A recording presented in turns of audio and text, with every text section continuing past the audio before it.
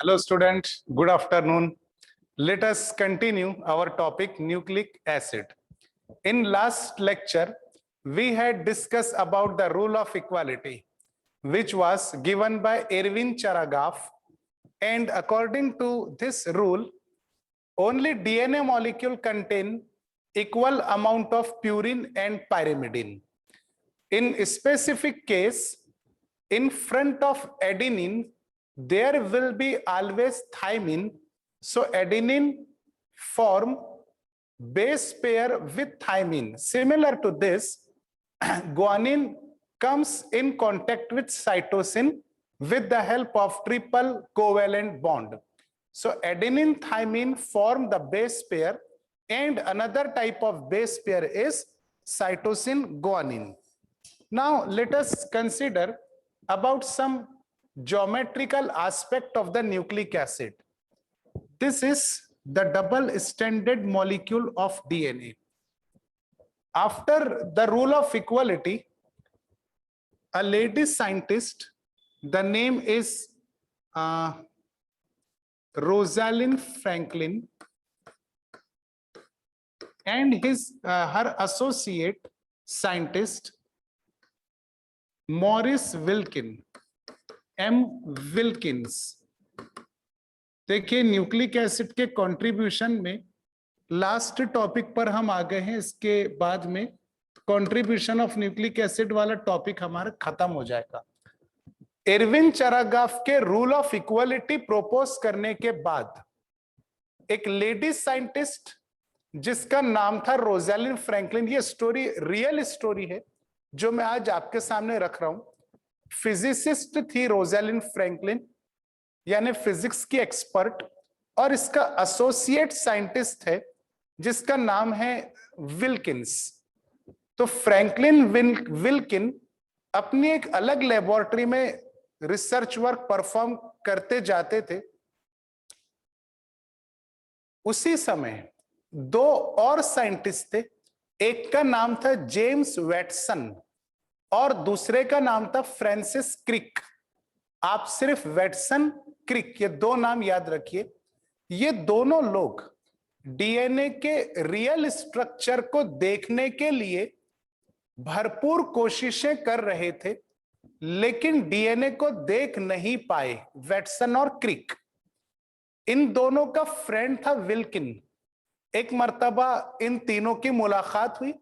Watson, क्रिक काफी परेशान नजर आ रहे थे क्योंकि उनको डीएनए एक्चुअली नजर नहीं आ रहा था। वो बहुत एक्सपेरिमेंट परफॉर्म कर चुके थे। इसी परेशानी को जब विल्किन ने पूछा तो विल्किन ने एक आइडिया दिया कि मेरी जो बॉस है यानी कि फ्रैंकलिन, ये एक्सरे क्रिस्टलोग्राफी और एक्सरे डिफ्रैक्शन, इन दो मेथड के थ्रू किसी भी माइनर स्ट्रक्चर को ऑब्जर्व कर सकती है। किसने किससे कहा बच्चों? विल्किंस ने वैटसन और क्रिक ने कहा, वैटसन और क्रिक को कहा कि भाई आपका डीएनए जो सैंपल है वो फ्रैंकलिन ऑब्जर्व कर सकती है, फ्रैंकलिन देख सकती है। इस बात को सुनकर वैटसन, क्रिक थोड़े खुश हुए और उन्होंने एक टेस्ट ट्यूब में ब्लड सैंपल देते हुए विल्किन से कहा कि ये अपने मैडम के पास लेके जाओ, यानी कि फ्रैंकलिन के पास। फ्रैंकलिन ऑब्जर्व करेगी तो फिर आपने हमको बुलाना, अपन डिस्कशन करेंगे कि डीएनए कैसे दिखाई देता है। फिर हम दोनों भी, यानी वैटसन और क्रिक कह रहे हैं, हम दोनों भी उस डीएनए को देखना चाहते हैं। चलो ठीक है, ये बात कंप्लीट हुई और विल्किन ने डीएनए सैंपल फ्रैंकलिन के पास लेकर गया। फ्रैंकलिन दो टेक्नोलॉजी में एक्सपर्ट थी। The first technology was X ray diffraction and second is X ray crystallography. आप जानते हैं कि जो बोन्स आपको डायरेक्टली नहीं दिखाई देती है वो एक्सरे की हेल्प से दिखाई देती है। एक्सरे के ऐसे कई अलग अलग डिविजन्स हैं जिनसे हम बोन के अंदर का भी स्ट्रक्चर देख सकते हैं। उनमें से ये दो टेक्नोलॉजी है। मैं थोड़ी देर के लिए डीएनए को रब कर देता हूं यहां से, क्योंकि हम बहुत ही इंटरेस्टिंग केस अभी लेकर बैठे हैं। तो फ्रैंकलिन ने विल्किंस के द्वारा लाए गए सैंपल को एक्सरे डिफ्रैक्शन और एक्सरे क्रिस्टलोग्राफी की मदद से ऑब्जर्व किया, तो डीएनए नजर आने लगा। डीएनए को देखते बराबर फ्रैंकलिन ने स्टेटमेंट कहा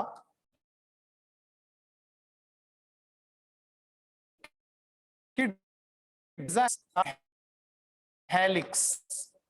देखिए, कई मर्तबा आप लोग भी देखते हैं तो कुछ वर्ड आपकी जबान से नहीं इसके निकलता है। एग्जाम्पल, अगर आप किसी ऐसी चीज को देख, कलर रेड है, पहले से बताया द्वारा के भैया चीज देखने जा रहे हैं, आपके दिल में बहुत रेड कलर्ड थिंग। एक एग्जांपल दे रहा हूं मैं आपको, आप शेप का भी नाम ले सकते हैं, कलर का नाम ले सकते हैं, या और कोई चीजें रिलेटेड टू द टेस्ट वगैरह उसका नाम ले सकते हैं। सेम इसी तरह से फ्रैंकलिन को पता था कि मैं डीएनए देखने वाली हूं। डीएनए देखते बराबर फ्रैंकलिन ने क्या कहा कि डीएनए इज अ हेलिक्स। अब इसके बाद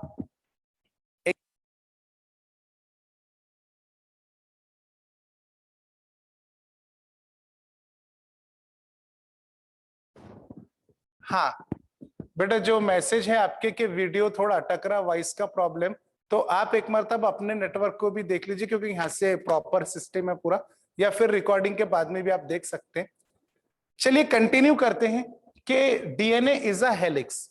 फिर डीएनए को डिटेल में ऑब्जर्व करने के बाद फ्रैंकलिन ने एक पेज के ऊपर डीएनए की पूरी ज्योमेट्रिकल कॉन्फ़िगरेशन को लिखा कि भाई डीएनए हेलिकल स्ट्रक्चर है, डीएनए में ट्विस्ट प्रेजेंट है, major groove minor groove, DNA double standard है, एंटी पैरेलल ओरिएंटेशन के साथ है, डीएनए के दो स्टैंड हाइड्रोजन बॉन्ड से कनेक्टेड है। ये सारी इंफॉर्मेशन को फ्रैंकलिन देखती गई और अपने एक पेज पर लिखती गई। लेकिन कहा यह जाता है, मोस्ट ऑफ द लोग ये कहते हैं, क्योंकि मैं भी 3 साल यंग साइंटिस्ट की पोस्ट के ऊपर था, पीएचडी मुझे गवर्नमेंट ऑफ इंडिया ने अवार्ड दी, जिसकी वजह से तो हम लोग उसमें भी, उस कोर्स के अंदर भी सुनते रहते थे कि हुआ ये कि विल्किंस ने फ्रैंकलिन के द्वारा लिखे हुए पेपर को वेटसन और क्रिक के पास लेकर के गया। James Watson and Francis Crick. और फिर 1953 में वेटसन, क्रिक और विल्किंस, इन तीनों ने आपस में तय किया कि हम खुद ही डीएनए को पब्लिश कर देंगे, फ्रैंकलिन से कहे बगैर। फ्रैंकलिन को यह बात नहीं पता थी कि जो इंफॉर्मेशन उन्होंने लिखा है वो इंफॉर्मेशन विल्किंस ने वेटसन, क्रिक के पास में लेकर के चला गया। 1953 में साइंटिफिक कॉन्फ्रेंस भराई गई। उस कॉन्फ्रेंस में दुनिया भर के सभी साइंटिस्ट लोग जमा हुए। वेटसन और क्रिक ने विल्किन के साथ मिलकर सभी साइंटिस्ट लोगों के सामने उस इंफॉर्मेशन को रीड करते हुए कहा कि डीएनए को सबसे पहले हमने ऑब्जर्व किया है, डीएनए हेलिकल स्ट्रक्चर है, डीएनए में मेजर ग्रूव और माइनर ग्रूव होते हैं, एंटी पैरेलल है, दोनों स्ट्रैंड हाइड्रोजन बॉन्ड से कनेक्टेड है। जितनी इंफॉर्मेशन उस पेपर में थी, सारी इंफॉर्मेशन वेटसन, क्रिक ने विल्किन के साथ मिलकर पब्लिक के सामने पब्लिश कर दी। तो क्रेडिट चले गया वेटसन, क्रिक को। अब फ्रैंकलिन को जब पता चला कि मेरे साथ धोखा हुआ है, तो फ्रैंकलिन ने इन तीनों लोगों के ऊपर केस डाल दी, जो 9 साल तक चला। और ऐसा कहा जाता है कि 1962 में वेटसन और क्रिक ये केस को जीत गए, क्योंकि जो पब्लिश करता है क्रेडिट उसी को मिलती है। इसीलिए 1962 में वेटसन, क्रिक और फ्रैंकलिन, यहां लिख देता हूं एंड, सॉरी फ्रैंकलिन नहीं, Wilkins, Watson, Crick and Wilkins को 1962 में नोबेल प्राइज दिया गया। Nobel prize for discovery of structure of DNA. इन तीनों साइंटिस्ट लोगों ने डिस्कवर नहीं किए, इन्होंने डीएनए का स्ट्रक्चर पब्लिश किए। ये बात आपको ध्यान में रखना है। डिस्कवरी तो कहां से चलती हुई आ रही है? फ्रेडरिक मिस्चर से।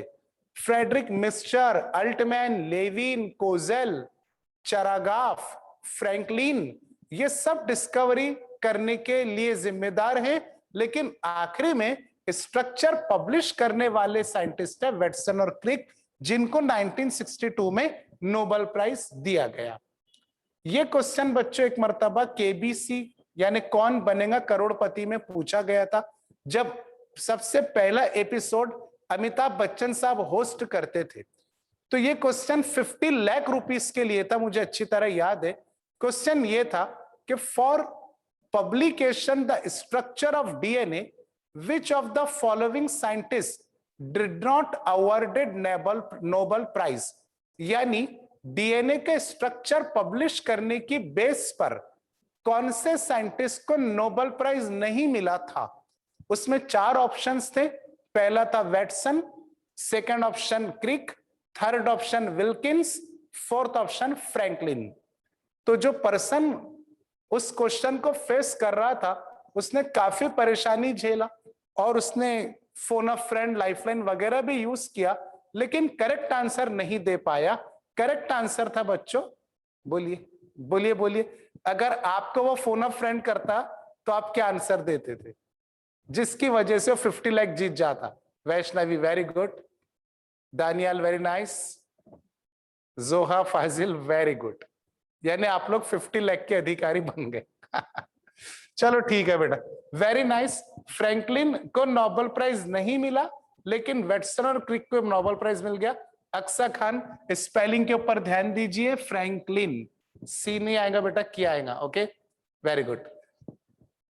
So this is all over the structure of nucleic acid. तो चलिए कंक्लूजन पर पहुंचते हैं।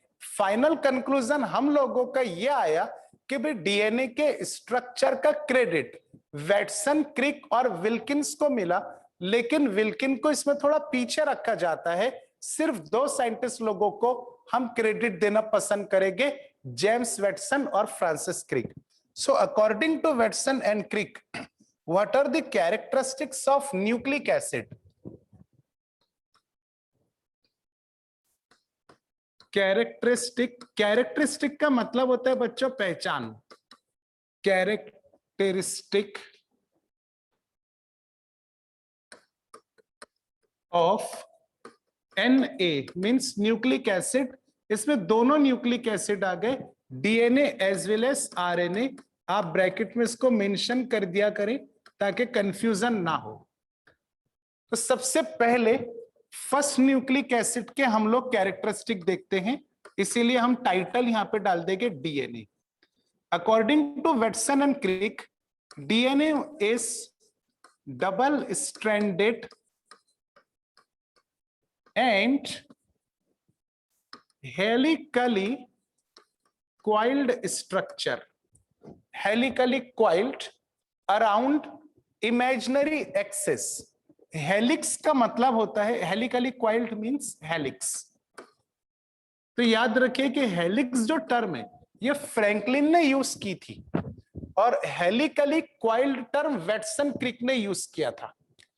Now, according to this characteristic, let us consider this is one strand of DNA and this is another strand of DNA. Both strands are coiled around each other around imaginary axis. DNA के structure बनाना ये एक scientific method है, मतलब ये simple diagram नहीं है। कई लोग डीएनए को इस तरह से शो करते हैं जैसा सांप चल रहा, लाइक दिस। तो this is not a correct structure of DNA. दोनों में डिफरेंस क्या है बच्चों? आप देखिए कि डीएनए में ये जो पॉइंट है यहां पर है आपका माइनर डीपनेस। ये देखिए, मैं जिसको डार्क कर रहा हूं, this is minor deepness in opposite to minor deepness, this is a major deepness. Minor and major deepness एक दूसरे के अपोजिट होना चाहिए. So minor deepness is known as minor groove and this major deepness is known as major groove. Minor groove opposite to the major groove. Both strands of DNA having the width of 20 angstrom. इसी structure को हम 2 dimensionally इस तरह से represent कर सकते हैं. This is 1 strand and this is 2nd strand. ये 2 डायमेंशनल स्ट्रक्चर है और ये 3 डायमेंशनल स्ट्रक्चर है. So both strand having the width of 20 angstrom. दोनों स्ट्रैंड के बीच का जो डिस्टेंस है वो 20 एंगस्ट्रॉम है. Both strands are connected by hydrogen bonds because we know that according to the base pair rule, adenine and thymine are connected by double hydrogen bond. Cytosine and guanine are connected by 3 covalent strong bond, that is hydrogen bond. So this is all about the geometry. Next important thing, देखिए DNA helical structure है. तो जब DNA एक turn complete करेगा तो उसमें कुछ physiological values आपको ध्यान में रखनी है. When DNA complete one turn is also known as one twist. One twist is also known as one pitch. Exam में इन 3 वर्ड में से किसी भी एक वर्ड को लेकर के क्वेश्चन पूछता है. When DNA complete one turn, one twist और one pitch, then it has 10 base pair. एक पिच में या एक ट्विस्ट में डीएनए के पास कितने बेस पेयर होते हैं? 10 बेस पेयर. Point number 1.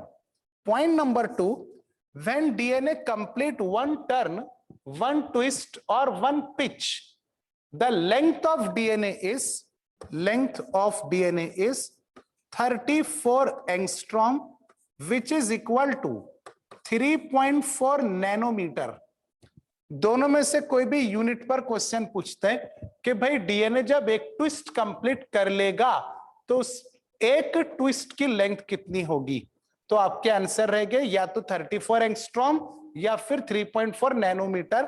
जैसा ऑप्शन में रहेगा अकॉर्डिंगली आपको आंसर देना है. When DNA complete one turns, it has how many base pair? 10 base pair. और 10 बेस पेयर मतलब कितने न्यूक्लियोटाइड होते हैं? जरा बताइए कमेंट बॉक्स में. 10 base pair means how many nucleotides? कल ही अपन ने देखी ये चीज. 20 is correct answer. Very good, very good. तो यहां पे ब्रैकेट में हम शो कर देंगे 10 बेस के ब्रैकेट में 20 न्यूक्लियोटाइड्स. आपने इसको अच्छे से लिख लेना आपके पास में, ठीक है.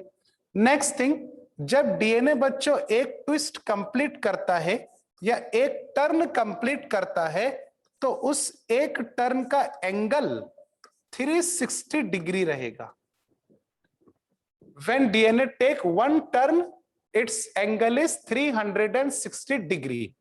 ये कैलकुलेशंस आपको याद रखना है.